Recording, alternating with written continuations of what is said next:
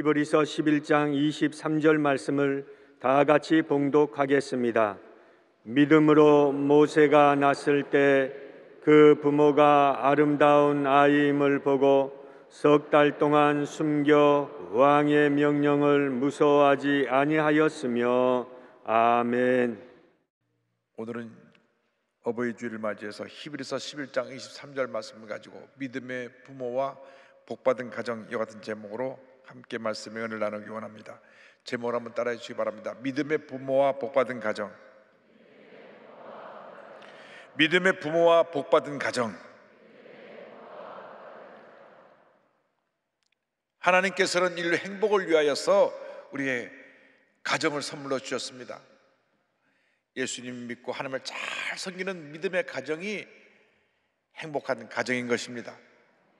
믿음장인 히브리서 11장에 보면 에녹, 노아, 아브라함을 비롯한 많은 믿음의 영웅들을 소개하고 있는데 그 중에 모세 부모님이 나옵니다.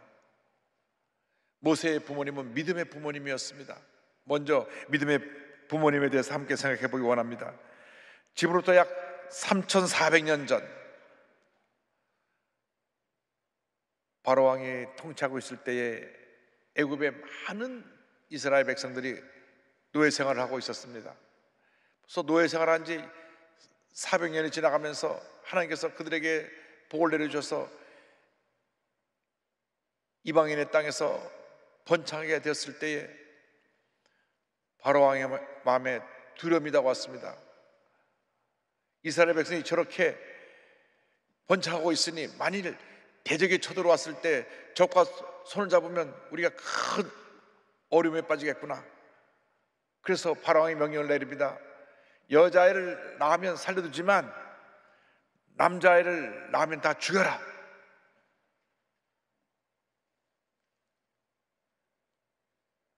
나일강에 던져버려라. 출애굽기 1장 22절에 성경은 말씀합니다. 그러므로 바로가 그의 모든 백성에게 명령하여 이르되 아들이 태어나거든 너희는 그를 나일강에 던지고 딸이거든 살려두라 하였더라. 그래서 이스라엘 백성 가운데 남자아이가 태어나면 다 강에 던져 죽음을 당하는 그런 절망적인 상황을 맞게 되었습니다. 그런데 믿음의 부모였던 모세의 부모는 이 아이가 태어났을 때 하나님께서 이 가정에 주신 귀한 아이인 것을 알고 죽이지 않고 아이를 숨겨 키웠습니다. 히브리서 11장 23절입니다. 믿음으로 모세가 낳았을 때에 그 부모가 아름다운 아이임을 보고 석 달 동안 숨겨 왕의 명령을 무서워하지 아니하였으며. 왕의 명령을 무서워하지 아니하고 모세를 키웠습니다. 우리가 이 세상 살아가는 동안 많은 선택과 결정을 해야 되는데 하나님이 기뻐하시는 선택, 기뻐하시는 결정을 해야 됩니다. 모세를 살렸기 때문에 나중에 모세가 장성하여 80에 되었을 때 400년 동안 종살이하던 애굽에 종살이하던 이스라엘 백성을 구출해내어서 약속의 땅 가나안으로 인도하는 위대한 이스라엘의 영도자가 되었던 것입니다. 우리가 이 생을 살아가면서 수많은 결정을 해야 됩니다. 수많은 선택을 해야 됩니다. 그런데 우리가 어떤 결정과 어떤 선택을 하든지 간에 하나님이 기뻐하시는 선택을 해야 되고 하나님이 기뻐하시는 결정을 해야 되는 것입니다. 하나님의 뜻과 인간의 뜻이 맞지 않을 때 우리는 무조건 하나님의 뜻을 따라야 됩니다. 우리가 기도하고 하나님이 기뻐하시는 선택을 하고 결정을 해야 되는 것입니다. 학생들이 대학에 전공을 택할 때에 하나님이 기뻐하시는 그 선택을 해야 돼서 그 길을 갈 때 하나님이 복을 내려주시는 것입니다. 직장을 택할 때도 마찬가지고 사업을 할 때도 마찬가지입니다. 이것이 과연 하나님이 기뻐하시는 직장이냐, 하나님이 기뻐하시는 사업이냐, 그것을 기도하고 결정한 다음 하나님이 뜻이는 거로 깨달으면 그 길을 가야 되는 것입니다. 내 뜻대로 내 생각을 따라갔다가는 큰 문제와 어려움을 당하게 됩니다. 선지자 요나는 하나님께서 니느웨로 가서 복음을 전하라 하셨는데 하나님의 뜻을 따르지 아니하고 내가 왜 이방 족속에 가서 복음을 전해야 되는가? 자기 생각, 자기 뜻을 따라서 다시 들어가는 배를 탔다가 풍랑을 만나고 죽음의 위험의 지경에 이르게 되었던 것입니다. 요나서 1장 3절 4절을 말씀합니다. 그러나 요나가 야훼의 얼굴을 피하려고 일어나 다시스로 도망하려 하여 욥바로 내려갔더니 마침 다시스로 가는 배를 만난지라 야훼의 얼굴을 피하여 그들과 함께 다시스로 가려고 배삭을 주고 배에 올랐더라. 야훼께서 큰 바람을 바다 위에 내리심에 바다 가운데 큰 폭풍이 일어나 배가 거의 다 깨어지게 된지라.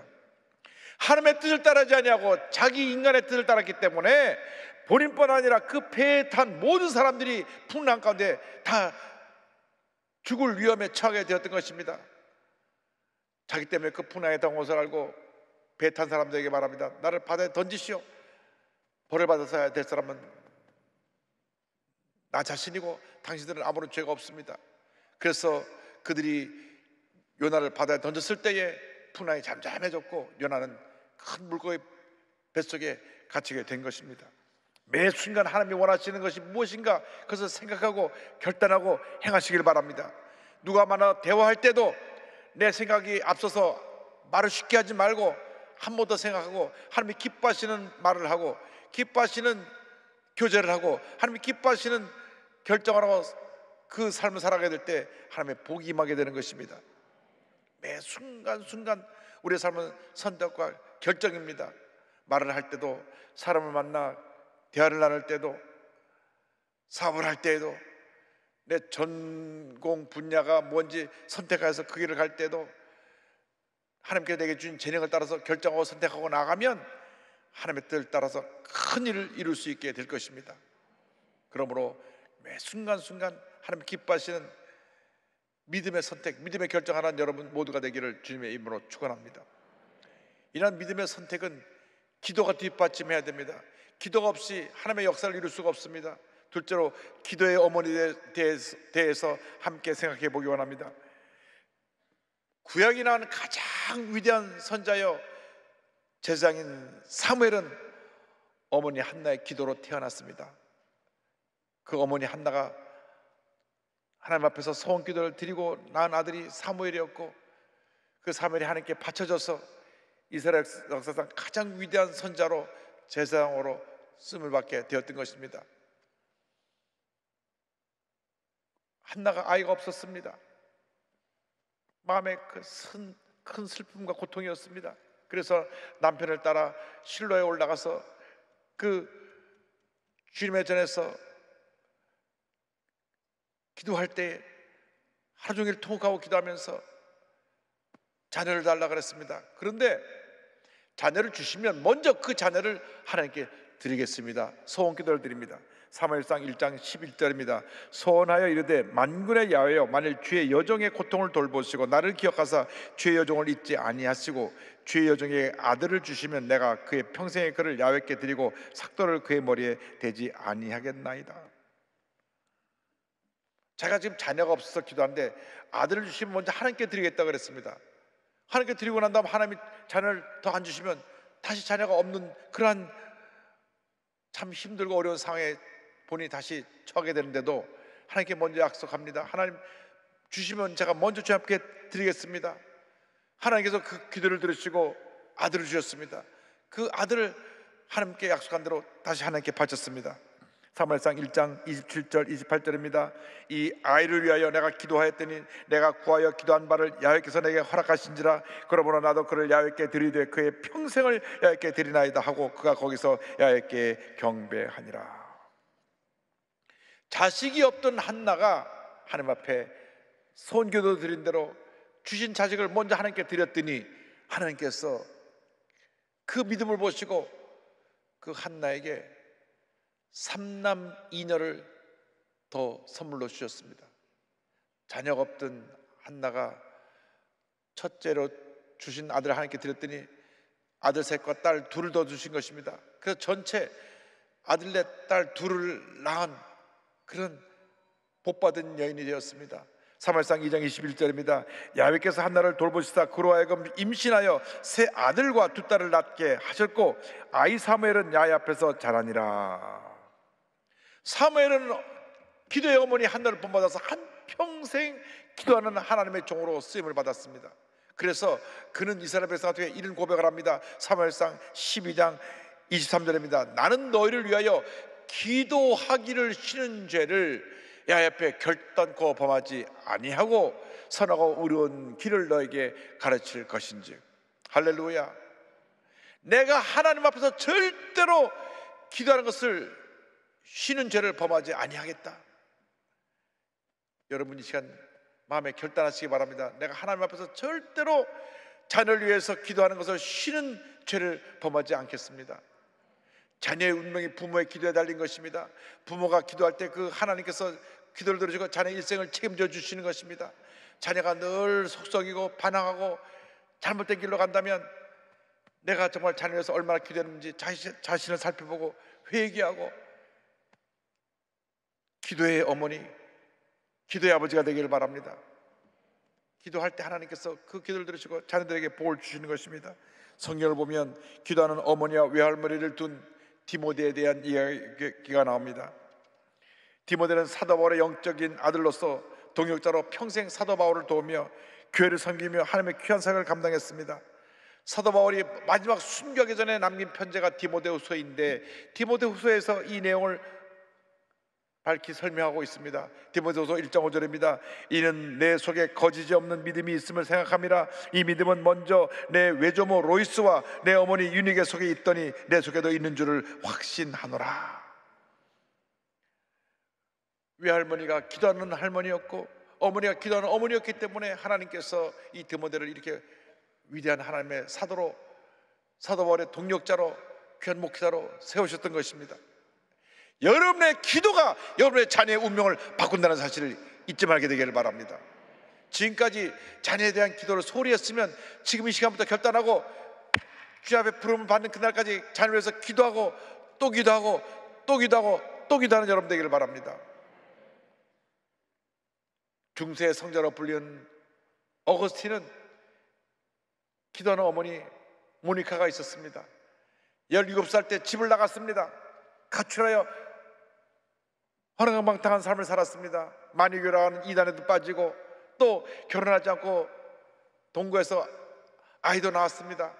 20년 동안 집을 떠나 방탕한 삶을 살았습니다. 그러나 그 어머니 모니카의 기도가 20년을 쉬지 않냐고 계속되었습니다. 눈물로 기도하고 또 기도하고 또 기도하고 또 기도했습니다.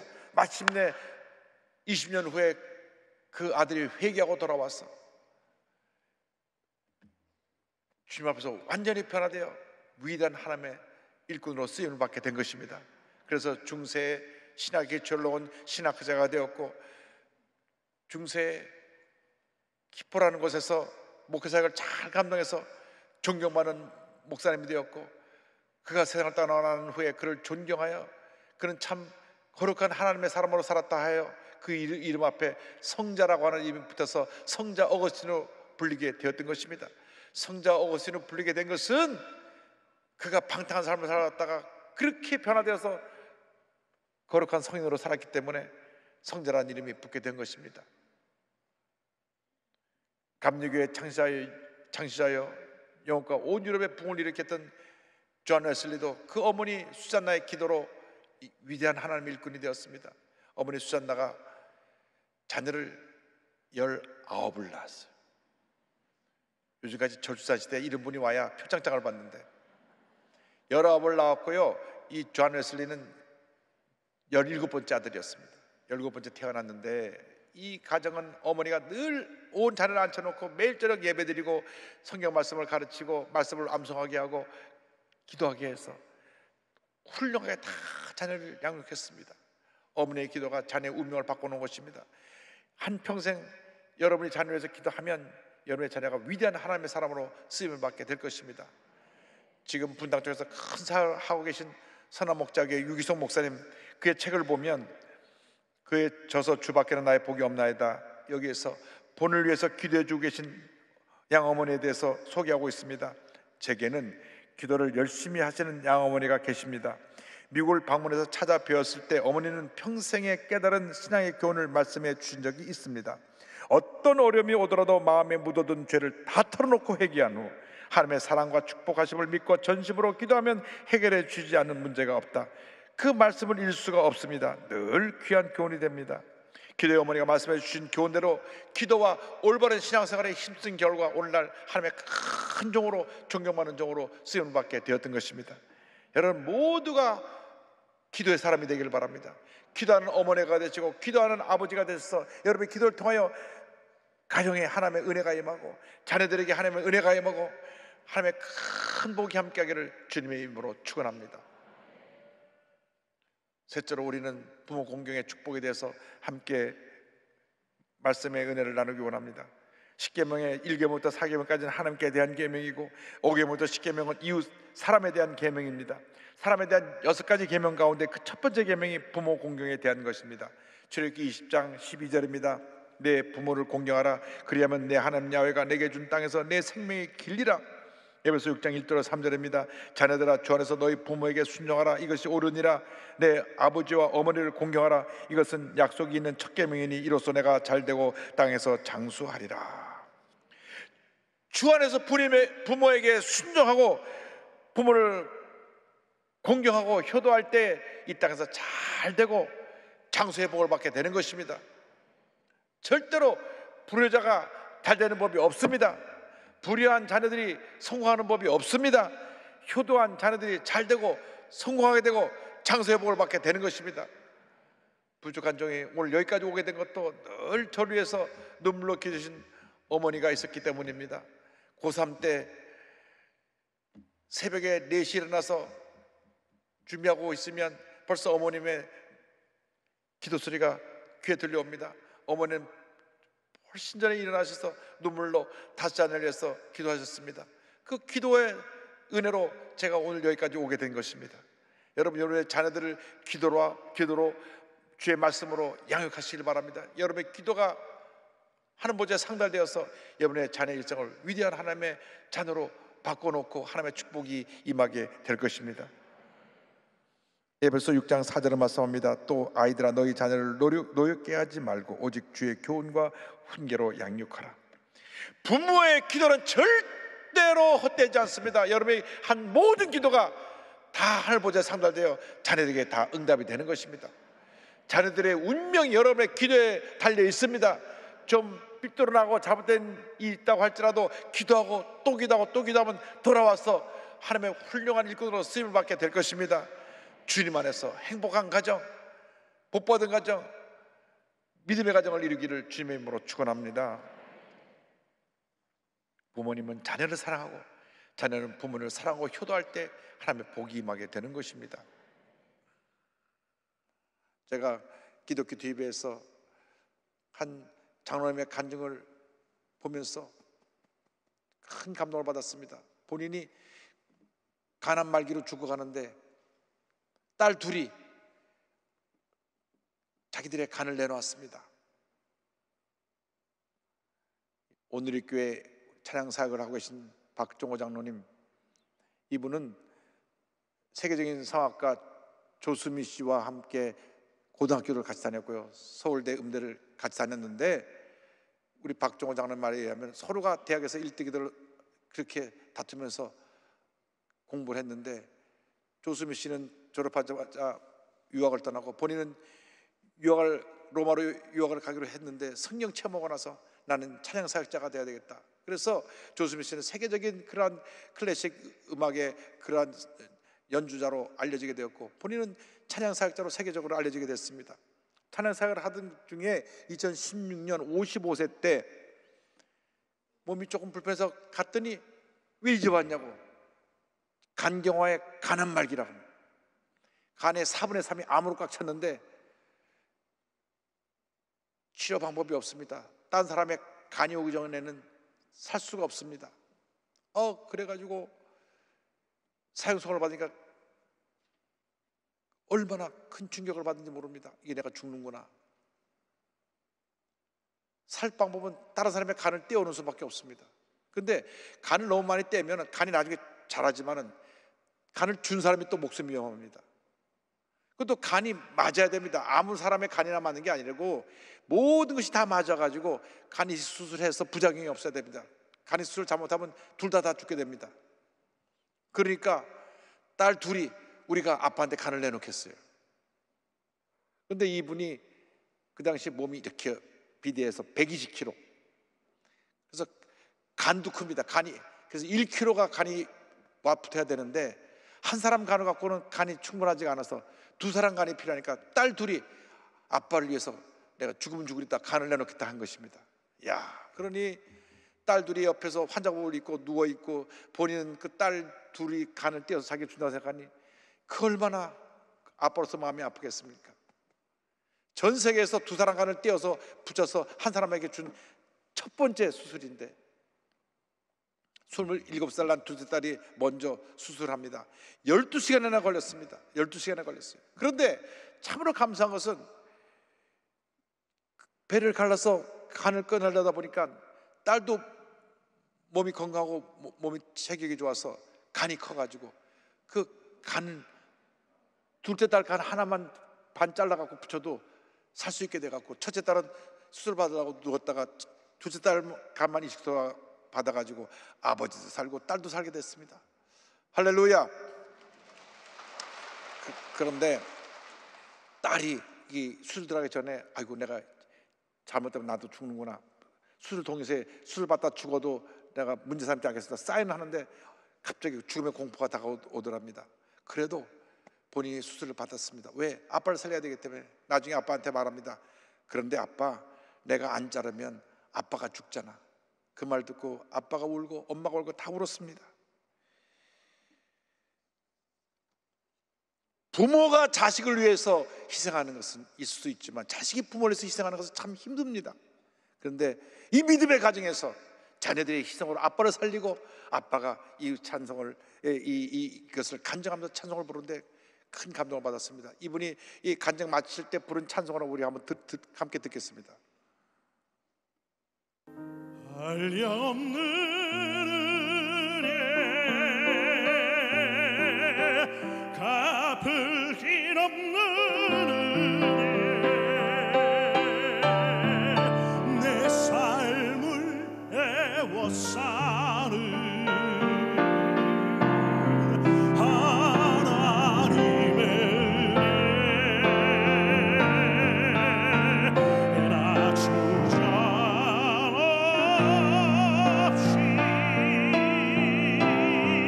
그 땅을 밟음도